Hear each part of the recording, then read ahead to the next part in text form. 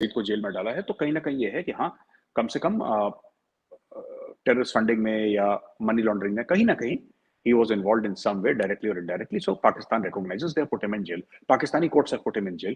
उसको जिंदगी भर के लिए जेल में डाल दिया हाफिज सईद को ना। तो कहने की बात यह है चीमा साहब कि दिस ब्रिंक्समैनशिप हमारे साथ बहुत सालों से हुई, चाहे कारगिल में हुई, चाहे पार्लियामेंट अटैक हुई, चाहे ऐसे हुई चाहे वैसे हुई, होती चली गई। चाइना की तरफ से भी होती चली गई। We lost the 1962 war Cheema साहब। और हमारे स्कूल्स में बच्चों को ये सिखाया जाता है कि 1962 की जंग हम हारे, and let it be a lesson कि हम दोबारा ना हारे कभी। तो मुझे भी यही पढ़ाया गया था कि 1962 की जंग, ठीक है, हम बहादुरी से लड़े, जो भी लड़े, हमारे फौजी लड़े, मेरी रेजिमेंट भी थी उस लड़ाई में। बहुत बैटल ऑफ रिजांगला बड़ी फेमस बैटल है, मैं कभी बताऊंगा आपको उसके बारे में। लेकिन एक अंडरस्टैंडिंग आई कि बस there is a way to handle China, and the way to handle China is not to blink. अगर चाइना 10 करता है तो आप 20 करो। China will back down at the end of the day, because we have to have confidence in our own power at the end of the day. 130 crore का मुल्क है, we can't be a pushover. Nobody can come and से कि जी ऐसे ही चलो जी, एवं ही है, कोई दिक्कत नहीं। वो नहीं हो सकता। वो रोक दिया मोदी जी ने।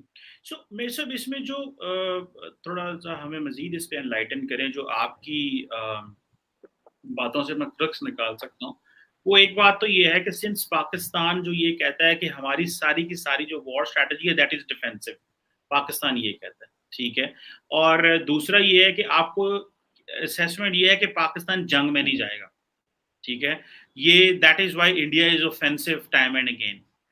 या फिर आप ये समझते हैं कि जो न्यूक्लियर का पॉइंट है दैट इज अ ब्लफ, कि भाई पाकिस्तान ये बार बार कह रहा है, तो जैसे फॉर इंस्टेंस हम पाकिस्तान कहता है कि जी कि अगर if there is a limited scale जो कन्वेंशनल वॉर होती है, तो Pakistan will go for a first strike, because हम जो है वी कांट फाइट ए जो कन्वेंशनल वॉर नहीं लड़ सकते, तो हमारे लिए because we want to stop a war, तो हमें इसमें जो है वो फर्स्ट स्ट्राइक करनी पड़ेगी। अगर आपको याद हो कि जब आसिफ जरदारी साहब जब प्रेसिडेंट बने थे, तो ही वन सेट के हम जो है ना वो सेकंड स्ट्राइक करेंगे।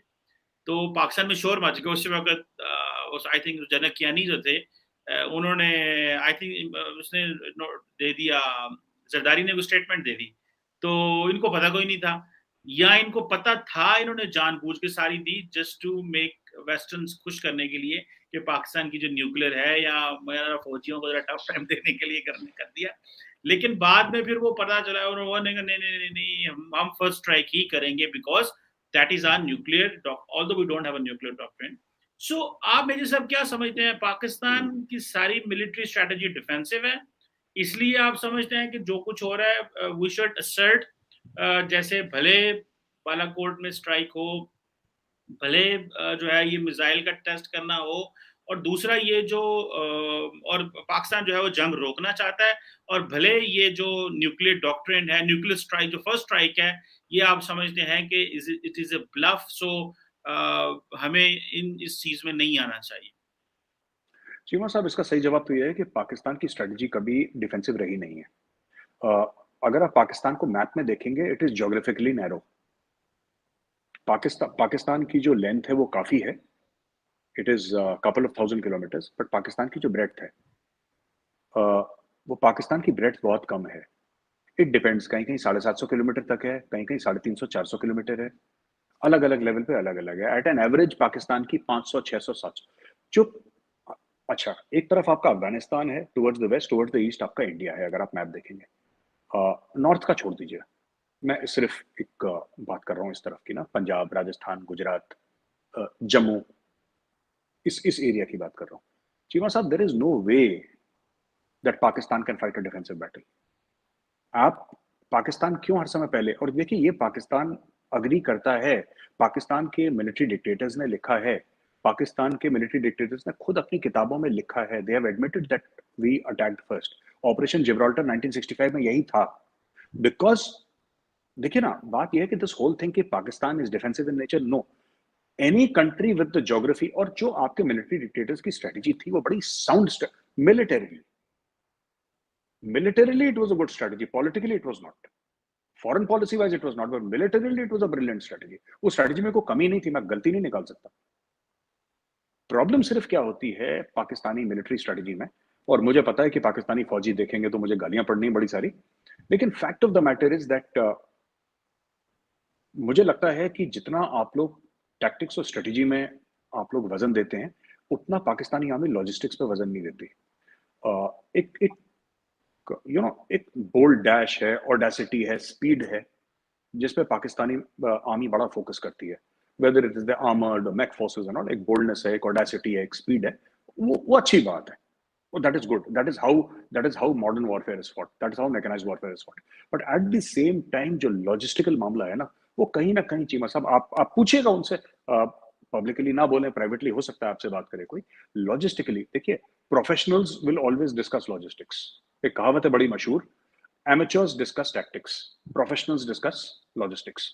खाना कहाँ से आएगा, पेट्रोल कहाँ से आएगा, एमुनेशन कहाँ से आएगा, जो लोगों को चोट लगी वो वापस एमएच फील्ड हॉस्पिटल या मिलिट्री हॉस्पिटल कैसे जाएंगे, इनका इवैक्यूएशन कैसे होगा, एक एक प्रॉपर एक इकोसिस्टम है, वो कैसे चलेगा, तभी तो लड़ाई चलेगी। बिना लॉजिस्टिक्स के आप 48-72 घंटे से ज्यादा नहीं लड़ सकते। पहली चीज ये। दूसरी चीज ये है कि अगर, जैसे मैंने बोला, पाकिस्तान इज ज्योग्राफिकली नैरो।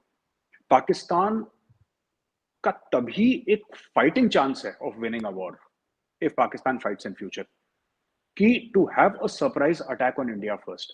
क्योंकि अगर if it allows India to come inside Pakistani soil in a surprise attack, right, फिर स्ट्राइक कोर बहुत आगे निकल जाएगी। क्योंकि आप जमीन होनी चाहिए ना लड़ने के लिए, लैंड वॉरफेयर के लिए तो जमीन होनी चाहिए। जमीन तो है ही नहीं पाकिस्तान के पास। ऐसे है, ऐसे बहुत जमीन है पाकिस्तान के पास, यूं जमीन नहीं है। So if you look here, अगर आप यहाँ पे पंजाब में बैठे हैं और आप सीधा देखते हैं, तो कितने किलोमीटर के बाद, एज द क्रो फ्लाइज, कितने किलोमीटर के बाद अफगानिस्तान आता है चीन से? आप खुद मैप पे देख लीजिएगा। आप पंजाब में बैठे हैं, आप सिंध में बैठे हैं, तो कितने किलोमीटर बाद अगर आप यूं चले गए, तो कितने किलोमीटर बाद ईरान आता है, कितने किलोमीटर बाद अफगानिस्तान आता है? इट्स नॉट वेरी मच, वो ज्यादा जमीन नहीं है। ठीक है, मैं ज्योग्राफी की बात नहीं कर रहा, मैं टेरेन की बात नहीं कर रहा, मैं डिस्टेंस की बात कर रहा हूँ, क्रो फ्लाइज। अच्छा, दूसरा पॉइंट ये हो गया। तीसरा पॉइंट ये चीमा साहब की, ये जो पूरी बात है ना कि पाकिस्तान न्यूक्लियर वेपन्स यूज कर सकता है, फर्स्ट स्ट्राइक, सेकंड स्ट्राइक, ये जो भी बात है, fact of the matter is कि इसमें दो बयान इंडिया पे आए थे। एक तो राजनाथ सिंह जी का बयान आया था आज से 1-1.5 साल पहले, आपने भी सुना होगा, ठीक है, कि if need be we can go for a first strike. उन्होंने बयान दिया था, he was on the line of control, line of actual control, मुझे मिलेगा, मैं आपको भेजूंगा उसका लिंक। पहली चीज, अगर आपकी नजर से गुजर गया होगा। दूसरी चीज, एक और बयान आया था इंडिया का कि this time we will choose the time and place. ये एनएसए श्री अजीत डोभाल जी का बयान आया था कि this time we will choose the time and place of war. हमारी मर्जी से, आपने सुना होगा, आई डोंट नो अगर आपको याद है, वी विल। तो ये इंडिया का एक पैराडाइम शिफ्ट है थिंकिंग में, मोर डेंजरस और more aggressive than the weapons that India is buying. जो पाकिस्तान में फोकस रहता है कि S-400 खरीद लिया, ये मिसाइल ले ली, ये मिसाइल बना दी, ये जहाज बना दिया, that is one part of it, वो तो एग्जीक्यूशन पार्ट है। सबसे बड़ा कि जो दिमाग में जो चेंज आया है मोदी जी के आने के पास, कि अब पाकिस्तान ने 47-48 का शुरू करा, 65 ऑपरेशन जिब्राल्टर करा, 2 दिसंबर 1971 को ऑपरेशन चंगेज खान करा, फिर उसके बाद मुशर्रफ साहब ने जो लॉन्च करा था कारगिल का, 4 बार हो गया। Now the next time we will choose, we will not allow Pakistan to choose when it wants to wage war. जब हमें मर्जी होगी तब हम अपनी मर्जी से वॉर वेज करेंगे, जब हमारे पॉलिटिकल और मिलिट्री ऑब्जेक्टिव्स हमें लगेंगे कि हमारे सेट हो गए। So this is the thinking which if you see the interview of the NSA, this is what exactly the NSA has said. बिल्कुल ठीक है। तो मैं सब आखिर में इस बात को, इस सारी डिस्कशन को लेके चलें। सो व्हाट इंडिया थिंक्स, जो कि हमने बात शुरू की थी एससीओ से कि भाई किसी तरह पाकिस्तान से इंगेज नहीं करना, and then we move to कि ये एस्केलेशन हो सकती है, देन वो क्या हो सकता है। तो आप ये सब क्या समझते